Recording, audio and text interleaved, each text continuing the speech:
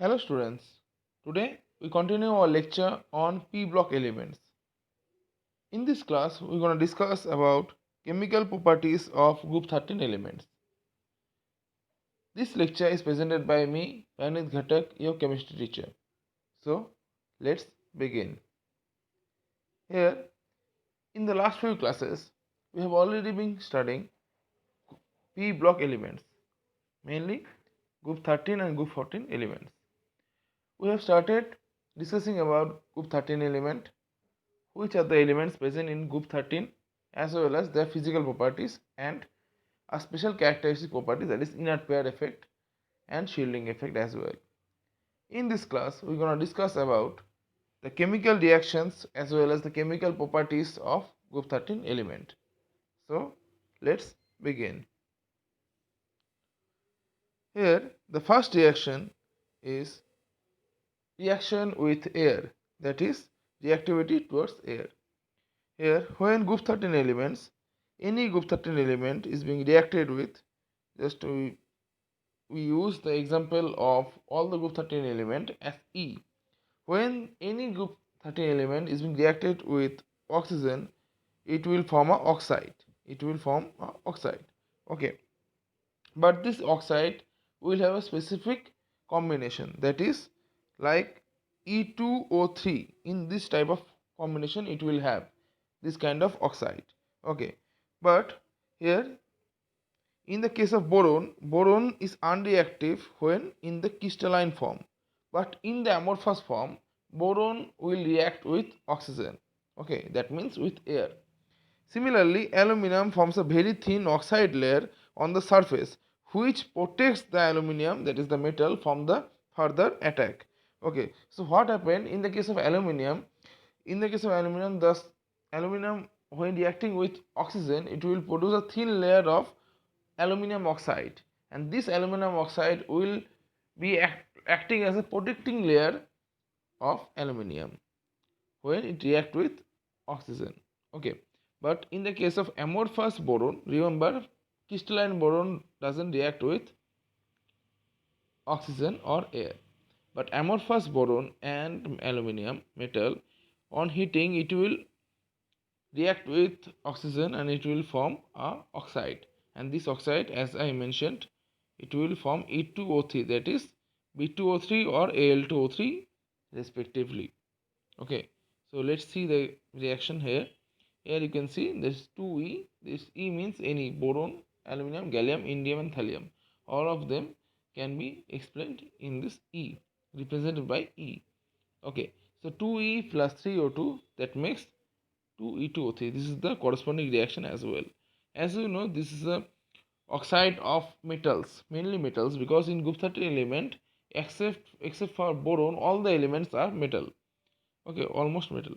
So here in the case of these oxides are mainly basic in nature.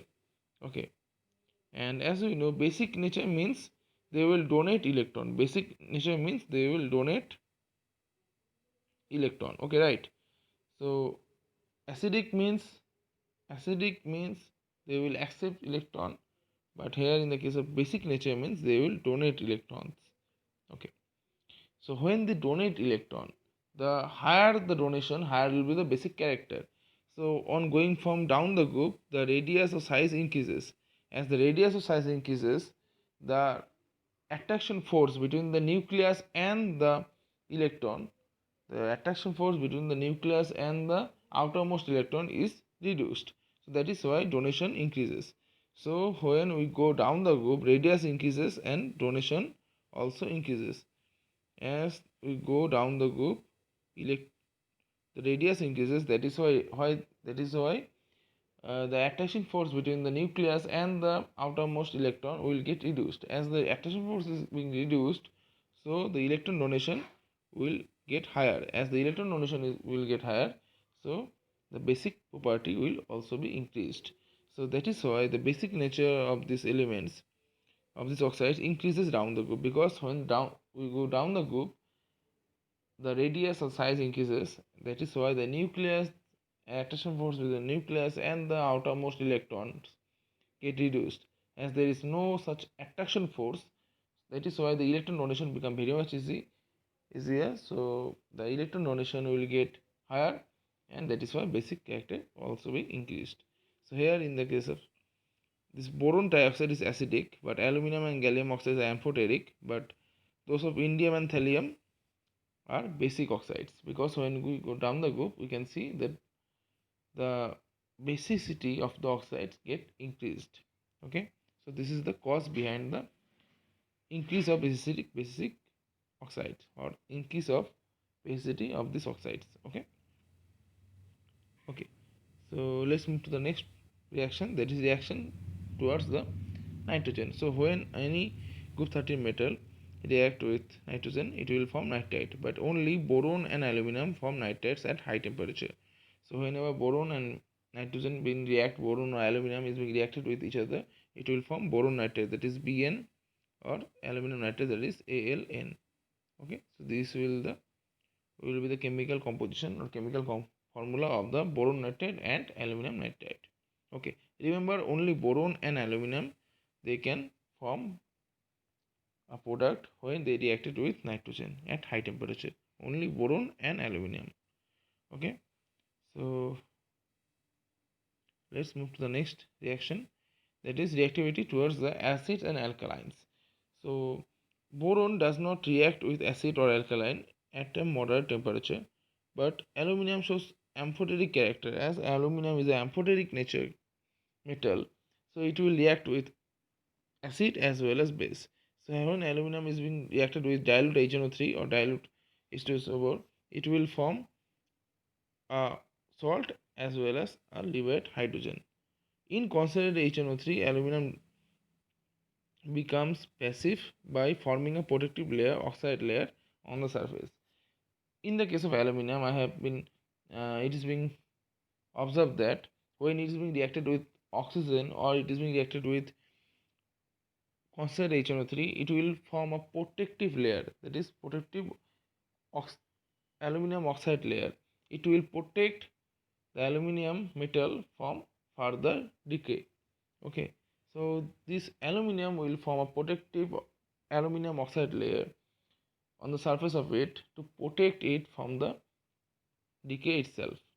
Okay, so aluminum and boron, they do some reaction with nitrogen, but here in the case of acid and alkalis, only aluminum can do.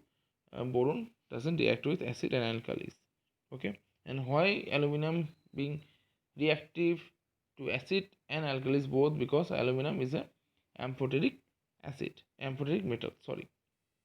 Okay, so let's move to the next reaction. So next reaction tells us the reactivity towards hydrogen, that is when a group 13 element, that is boron, aluminum, gallium, indium and thallium, all of this is being reacted with hydrogen, what will they form? They will form a hydride. Okay, so almost each and every element will form hydride, that is when, suppose in boron is being reacted with fluorine, it will form BF3, that is boron trihydride. We have to do the balancing as well. Similarly, if aluminum is being reacted with chlorine, it will form AlCl3, aluminum dichloride. So here all of these elements of group 13 will, when they react with non-metals such as halogens, it will form a trihalogen compound.